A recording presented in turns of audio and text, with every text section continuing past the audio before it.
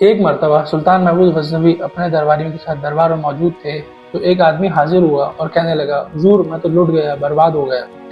सुल्तान महमूद गजनवी ने उससे पूछा कि मामला क्या है, तो उसने बताया कि हुजूर मेरे पास एक थैली थी जिसमें काफ़ी सारे हीरे मौजूद थे जो मेरी पूरी ज़िंदगी की कमाई थी, और मुझे किसी काम से शहर से बाहर जाना पड़ा तो चोरी होने के डर से मैंने वो हीरो की थैली एक फला काजी के पास रखवा दी। और वापसी पर जब काजी ने मुझे वो थैली वापस की और उसे मैंने खोल कर देखा तो हुजूर उसमें हीरे नहीं बल्कि खोटे सिक्के पड़े थे।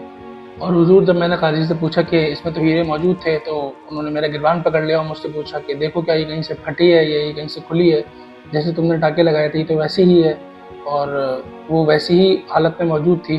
तो मैं तो लुट गया, मैं तो बर्बाद हो गया। और अल्लाह और रसूल की कसम खाने लगा कि मैं झूठ नहीं बोल रहा, उसमें हीरे मौजूद थे। तो सुल्तान महमूद गजनवी ने कहा कि ठीक है, तुम अभी यहाँ से चले जाओ और अपनी ये थैली यहीं पर छोड़ जाओ। और वो शख्स वहाँ से चला गया। और सुल्तान महमूद गजनवी ने अपने दरबारियों से कहा कि मैं 3 दिन के लिए काम से जा रहा हूँ, और उन सबसे कहा कि आप लोग यहाँ से चले जाएं। और उनके जाने के बाद एक छुरी मंगवाई और जिस तख्त पर वो बैठा हुआ था उसके ऊपर एक गद्दा मौजूद था।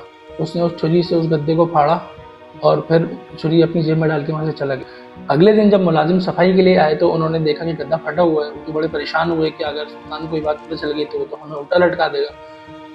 तो वहाँ पर एक शख्स मौजूद था, उसने कहा कि परेशान ना हो, मैं एक रफूगर को जानता हूँ जो ऐसे रफू करेगा कि पता भी नहीं चलेगा कि गद्दा फटा हुआ कहाँ से है। तो उन्होंने कहा हाँ, उसको जल्दी बुलाओ। फिर उस रफूगर को बुलाया गया। जब उसने गद्दा देखा तो उसने कहा कि परेशान मत हो, ये तो मैं आराम से सी सकता हूँ, उसका कोई मसला नहीं है, और ऐसा सियूंगा कि फाड़ने वाले को भी पता नहीं चलेगा कि फटा कहाँ से था। फिर उसने वो गद्दा सिया और वो वहाँ से चला गया। जब 3 दिन बाद सुल्तान महमूद गजनवी अपने दरबार पर वापस आया और उसने देखा कि वो गद्दा सिला हुआ है तो उसने अपने दरबारियों को बुलाया और उनसे पूछा कि ये फटा हुआ था, ये कैसे सिल गया। तो दरबारियों ने कहा कि नहीं हुजूर, ऐसा तो कुछ नहीं था। उसने कहा कि बनो मत, मुझे पता है कि ये मैंने ही फाड़ा था, तो मुझे बताओ कि किसने सिया है।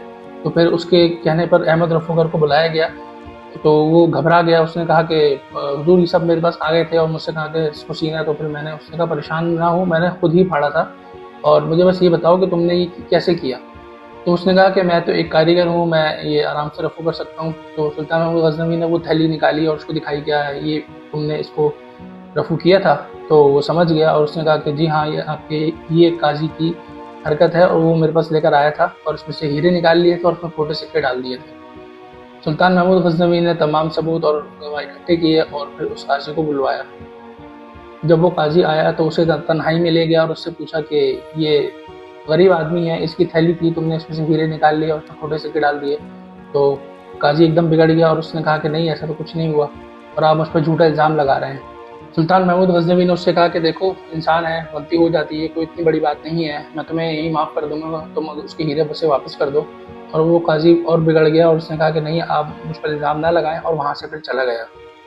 तो फिर अगले दिन सुल्तान महमूद गजनवी ने उस काजी को दरबार में बुलाया और उससे पूछा कि बताओ, अपनी गलती मानते हो अब।